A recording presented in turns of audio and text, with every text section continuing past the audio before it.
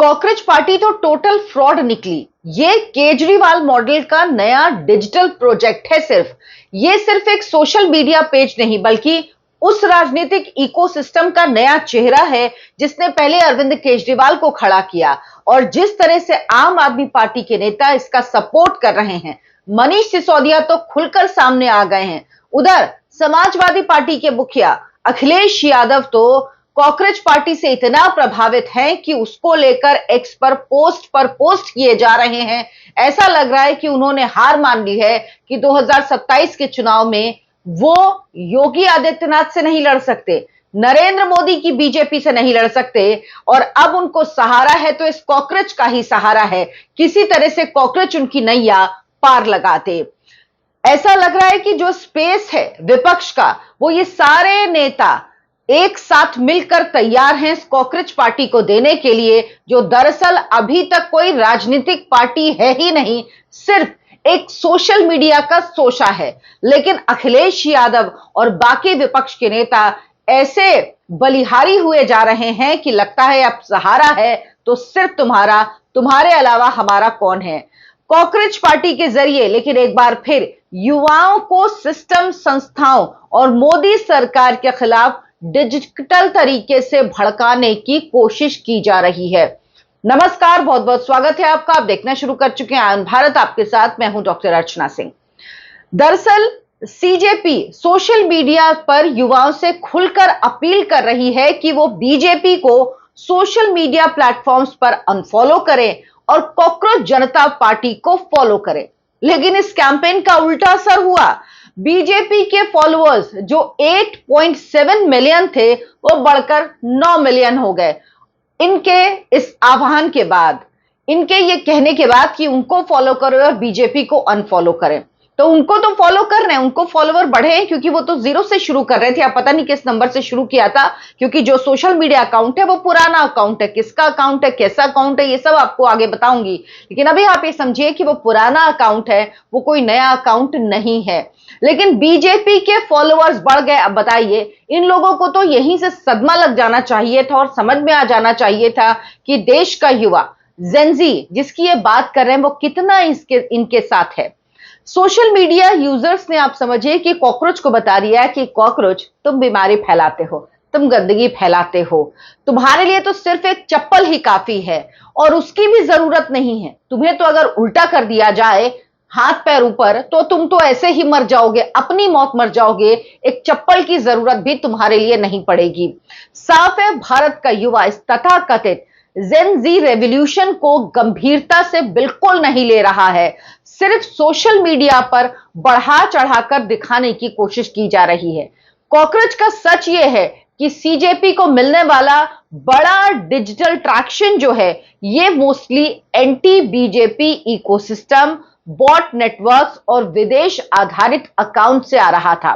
Cockroach के इस digital campaign का चेहरा बने अभिजीत दीपके, जो अमेरिका में रहते हैं, भारत में नहीं रहते। ये सोशल मीडिया एक्टिविस्ट हैं। अभिजीत दीपके भारत विरोधी नैरेटिव, संस्थाओं पर अविश्वास फैलाने और विपक्षी राजनीति का नया सोशल मीडिया का पोस्टर बॉय बन गए हैं। उन्हें ये सभी दल हाथों हाथ ले रहे हैं। ऐसा लग रहा है इंतजार कर रहे थे कि मेरा बाबू, मेरा मुन्ना, मेरा कुच्चू कब आएगा, और वो आ गया। और अब सब उसके पीछे पीछे ऐसे डोल रहे हैं। ऐसा लग रहा है कि बस नैया तो भंवर से तो अब अभिजीत दीपके का कॉकरोच ही निकालेगा। लेकिन कुछ गंभीर सवाल हैं जिन पर बात करना जरूरी है। क्या कॉकरोच पार्टी सच में कोई राजनीतिक आंदोलन है या ये सिर्फ एक सोशल मीडिया एक्सपेरिमेंट है? क्या इसके पीछे किसी राजनीतिक दल या विदेशी नेटवर्क का हाथ है? एंटी इंडिया विदेशी नेटवर्क का हाथ है जो भारत को कमजोर करना चाहता है, जिसको भारत की तरक्की से परेशानी है, जो रिजीम चेंज चाहता है भारत में। यानी सीधी सीधी बात कि नरेंद्र मोदी जो एक सशक्त नेता है वो हट जाएं और भारत कमजोर हो जाए, जो भारत को कभी भी ताकतवर नहीं देखना चाहता। सरकार ने इसका एक्स अकाउंट आखिर क्यों ब्लॉक कराया, क्या वजह थी, क्या जरूरत पड़ी इसकी? तो ये कहानी सिर्फ एक सोशल मीडिया अकाउंट की नहीं बल्कि उस नए डिजिटल राजनीतिक दौर की है जहां आंदोलन पहले इंटरनेट पर बनते हैं और बाद में सड़कों तक पहुंचने की कोशिश करते हैं, और बहुत सारे तो दम तोड़ देते हैं, सड़कों तक पहुंच ही नहीं पाते। सीजेपी का आम आदमी पार्टी से भी कनेक्शन है और इसके सबूत भी बाकायदा सामने आ रहे हैं। जो कॉकरोच जनता पार्टी का एक्स अकाउंट जो ब्लॉक हो गया है, दरअसल ये आम आदमी पार्टी गुजरात का पेज था जिसके नाम कई बार 5 या 6 बार इसके नाम बदले गए और अब इसी डिजिटल नेटवर्क को नए नाम नए ब्रांडिंग के साथ यानी कॉकरोच जनता पार्टी के साथ एक बार फिर से लोगों के सामने लाया गया। अभिजीत दीपके आम आदमी पार्टी के सोशल मीडिया सेल में काम करता था। अरविंद केजरीवाल, मनीष सिसोदिया और आम आदमी पार्टी के समर्थन में उसके कई पोस्ट हैं। मनीष सिसोदिया के साथ उसकी तस्वीर भी है जिसमें वो गले में हाथ डाले हुए हैं और उसको बेस्ट विशेस दे रहे हैं मनीष सिसोदिया। इसके अलावा आम आदमी पार्टी को लेकर उसने पोस्ट किया था जो आप सुनेंगे तो आपको समझ में आ जाएगा कि हकीकत क्या है और क्या चीज दिखाई जा रही है। इसने लिखा था उस सोशल मीडिया पोस्ट में, no distance will ever weaken my commitment to Aam Aadmi party. अब आप ये समझिए कि ये कमिटमेंट वाकई कमजोर नहीं हुआ बल्कि शक्तिशाली हुआ है, क्योंकि कुछ सालों बाद अमेरिका में रह के इस व्यक्ति ने नकाब ओढ़कर एक सोशल मीडिया पर आंदोलन चलाने की कोशिश की। लेकिन सोशल मीडिया के इस दौर में जहां कोई चीज बहुत जल्दी फैलती है, वहां एक बात और है कि कोई भी चीज छुपती नहीं है, हर चीज सामने आ जाती है। वो कहते हैं ना कि सोशल मीडिया पे फुटप्रिंट जो होते हैं वो कभी नहीं जाते, वो देर सवेर सामने आते हैं और वही हो रहा है। इसीलिए जितनी इसकी चाल थी वो सब उल्टी पड़ रही है। साफ है, सीजेपी दरअसल आम आदमी पार्टी समर्थक डिजिटल नेटवर्क का नया प्रयोग भर है। यह व्यक्ति अमेरिका में बैठकर भारत की राजनीति करना चाहता। आप देखिए, खुद ये अमेरिका में रहता है और ये किसका साथी है? ये साथी है ध्रुव राठी जो जर्मनी में बैठता है, जर्मन शेफर्ड, उसका साथी है जो वहां बैठकर यहाँ के बारे में बताता है, यहाँ की सरकार की आलोचना नीचता पे उतर आता है। आदमी जिस तरह के ट्वीट करता है, जिस तरह के वीडियो में बातें कहता है देश के प्रधानमंत्री के लिए, इसको नीच, इसको घटिया, और अगर ये भारत में हो तो इसको पकड़े हुए के जेल में डालना चाहिए। और यही बात अभिजीत दीपके भी कह रहा है कि उसको भी यह खतरा है। दरअसल इनका मकसद एक ही है, रिजीम चेंज, मोदी को हटाओ, इसके अलावा कोई मकसद नहीं। ध्रुव राठी जो है वो जर्मनी में रहता है, ये जो अभिजीत दीपके है ये अमेरिका में रहता है, और एक और व्यक्ति है जो बड़ा एक्टिव सोशल मीडिया पे नजर आ रहा है कॉकरोच पार्टी की तरफ से, अपूर्वा शर्मा। सबसे पहले इसी ने ये आंदोलन चलाया था कि बीजेपी को अनफॉलो करो सोशल मीडिया पर, कॉकरोच पार्टी को फॉलो करो। उसका अंजाम तो उल्टा हुआ, लेकिन ये खुद कहां रहता है? ये खुद ऑस्ट्रेलिया में रहता है। यानी ये लोग खुद विदेशों में सुरक्षित बैठे हुए हैं और भारत के युवाओं को सड़कों पर उतरने के लिए, सिस्टम के खिलाफ आंदोलन करने के लिए, राजनीतिक अस्थिरता पैदा करने के लिए उकसा रहे हैं। यानी कुछ भी हो तो वो युवा जो यहां पे है वो झेले और ये विदेशों में आराम से सुरक्षित बैठे रहें, इनको कुछ ना हो, इन पर आंच ना आए। सवाल तो ये भी उठ रहे हैं कि आखिर अभिजीत दीपके के पास इतना पैसा कहां से आया कि वो अमेरिका में बॉस्टन में पढ़ने चला गया? उसके पास इतना पैसा कहां से आया? क्योंकि उसके परिवार का बैकग्राउंड मैंने हालांकि चेक नहीं किया, लेकिन देख के ऐसा लगता है कि मध्यम वर्गीय परिवार है। सवाल तो उठेंगे ही कि आपके पास इतना पैसा कहां से आया। सवाल यह भी है कि खुद विदेश में बैठकर यहां युवाओं को क्यों भड़का रहे हैं ये लोग? क्यों नहीं भारत में आकर अपना आंदोलन चलाते? ये बेशर्म कहते हैं कि डिजिटल युग में किसी भी भारतीय को दुनिया के किसी भी हिस्से से राजनीतिक राय रखने का अधिकार है। ठीक बात है, राजनीतिक राय आप रख सकते हैं, लेकिन अगर आप देश में अस्थिरता फैलाने की कोशिश करेंगे, अगर आप युवाओं को उकसाने की कोशिश कर रहे हैं, अगर आप रिजीम चेंज की कोशिश कर रहे हैं, उसके बारे में सोच भी रहे हैं, अगर आप संस्थाओं पर अविश्वास पैदा कर रहे हैं, तो फिर आपको यहां पर आना ही चाहिए ताकि आपको यहां पर कानून के डंडे पड़े, कानून का सामना आपको करना पड़े। सिर्फ सोशल मीडिया प्लेटफॉर्म आपके ब्लॉक ना हो। जब आपको रहना पड़ेगा ना जेल में और आपसे जब सवाल पूछे जाएंगे कि भाई ये किसके कहने पे कर रहे हो, कहां से पैसा आ रहा है, कहां से चला रहे हो, तब सारा सच खुलकर सामने आएगा। तो डरो मत, सामने आओ और सामने आकर बात करो अगर हिम्मत है तो। दरअसल इस अभिजीत दीपके का पुराना रिकॉर्ड है, ये सीए एनआरसी के पक्ष में भाषण देता हुआ इसका वीडियो भी एक सोशल मीडिया पे खूब घूम रहा है। तो मोदी कौन था मेरा धर्म पूछने वाला मेरे कपड़ों को देखकर? क्या मैं कभी नहीं हुआ। मेरा जो प्रश्न है नरेंद्र मोदी का वो ये है, एनआरसी करके आप यहाँ की जनता से उनके सर्टिफिकेट मांग रहे हो, डॉक्यूमेंट मांग रहे हो। अरे बेशरम, पहले अपनी डिग्री तो दिखाओ।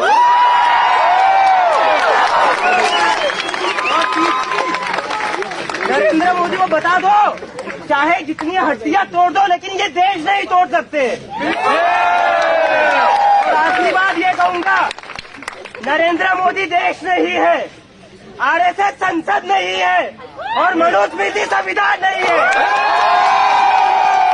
ये सीएए का विरोध कर रहा था। ये पढ़ा लिखा व्यक्ति है, ये जानता है कि बिल्कुल इस बात को जानता होगा सीएए का भारतीय मुसलमानों से कोई लेना देना नहीं है। और अब तो ये लागू हो चुका है। अब तो सबूत है कि भारतीय मुसलमानों से इसका कोई लेना देना न था, न है, न होगा। और एनआरसी तब तक आई नहीं थी, लेकिन ये लोगों को भड़का रहा था। क्या कहा था इसने? We won't allow CAA and NRC to be implemented. CAA तो इम्प्लीमेंट हो गया देश में, अब एनआरसी जब होगा तो वो भी होगा। आप जैसे लोग भाग जाएंगे, भगोड़े होते हैं, वो कुछ नहीं कर सकते हैं, केवल दुम दबा के भाग जाते हैं। और वही काम आप लोगों ने किया है।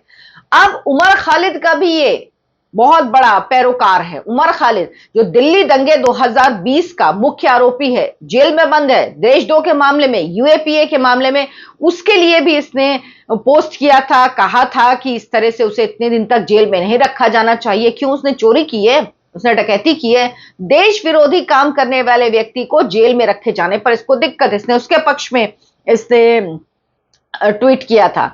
और अब जो सूचना प्रौद्योगिकी मंत्रालय है, उसने भारतीय कानूनों के तहत एक्स को भारत में जो कॉकरोच का अकाउंट था उस पर रोक लगाने का निर्देश दिया।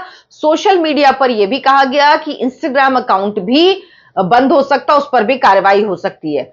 सुप्रीम कोर्ट के वरिष्ठ वकील हैं जिन्हें कानून की जानकारी है, काफी चीजें जानते हैं, महेश जेठमलानी, उन्होंने कहा कि ये पॉलिटिकल लैब प्रोजेक्ट है जिसे विदेशी नेटवर्क और तथाकथित डीप स्टेट चला रहा है।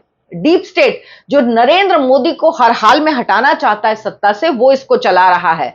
सीजेपी को जेंजी प्रोटोटाइप और पॉलिटिकल इन्फ्लुएंस एक्सपेरिमेंट उन्होंने बताया। निशिकांत दुबे जो बीजेपी के सांसद है, वो कह रहे हैं कि अभिजीत दीपिके को अमेरिका भेजने के लिए पैसा किसने दिया? बात सही है।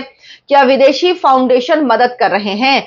क्या विपक्ष विदेशी ताकतों के साथ मिलकर भारत में राजनीतिक माहौल को खराब करने की कोशिश कर रहा है?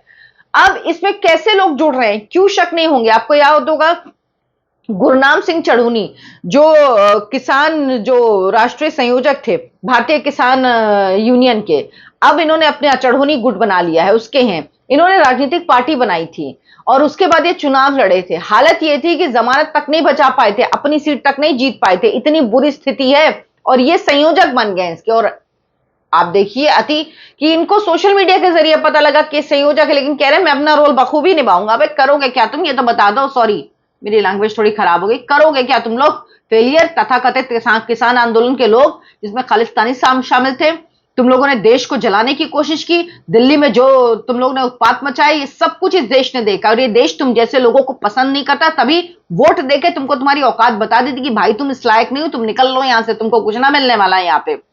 अब सीजेपी को बीजेपी का विरोध में जो हथियार मान रहे हैं, उनमें कौन कौन सबसे आगे हैं? सबसे आगे आम आदमी पार्टी के नेता तो हैं ही, अखिलेश यादव है, दिग्विजय सिंह है, महुआ मोइत्रा है, कीर्ति आजाद है। वो सारे हैं जो बेचारे, जिनका अंदर का दर्द है। और दर्द ये है कि ये बीजेपी क्यों जाती नहीं, बीजेपी से चुनाव लड़ना इतना मुश्किल क्यों है।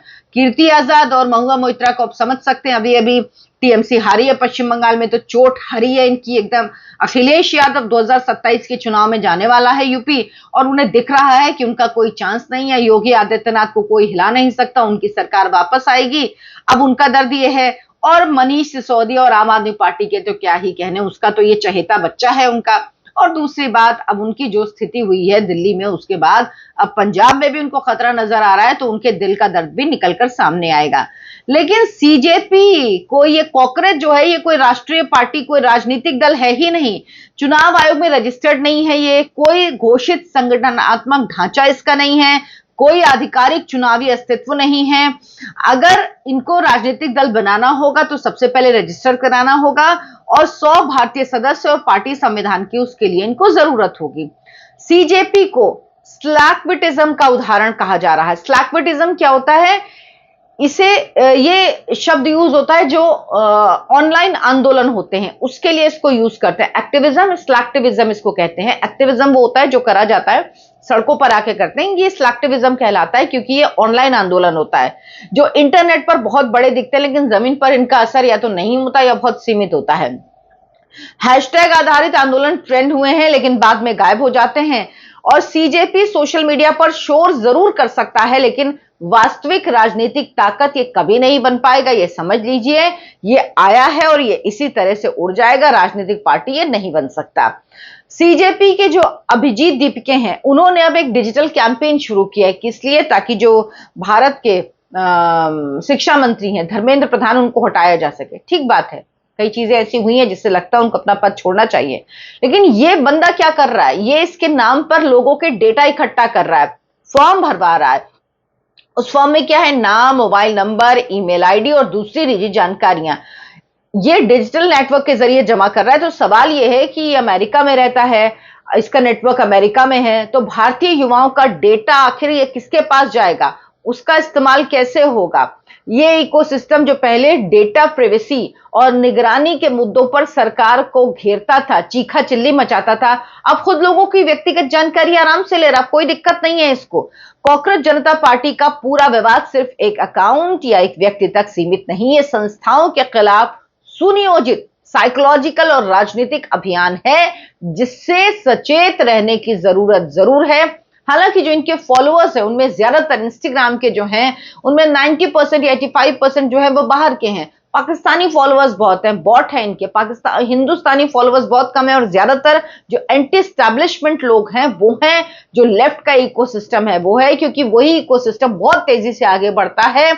इसका साफ सबूत है कि इनके तो फॉलोअर्स बड़े हैं लेकिन बीजेपी के फॉलोअर्स इनके इस अभियान के बाद कि बीजेपी को अनफॉलो करो बड़े हैं। तो ये साफ जवाब है इनका कि भाई तुम्हारे लिए कुछ नहीं है, तुम ऐसे ही सोशल मीडिया पर चलते रहो, अपनी दुकान चलाते रहो, 4 पैसे भी कमा लोगे, खुश रहो, विदेश में रहो। यहाँ पे देश हमारा बहुत बढ़िया काम कर रहा है नरेंद्र मोदी की अगुवाई में और इसी तरह से चलता रहेगा। आप क्या सोचते हैं इस पर? कमेंट करके मुझे जरूर बताइएगा। वीडियो को लाइक जरूर कीजिए, शेयर जरूर कीजिए और हमारे चैनल आयन भारत को सब्सक्राइब कीजिए। धन्यवाद, नमस्कार।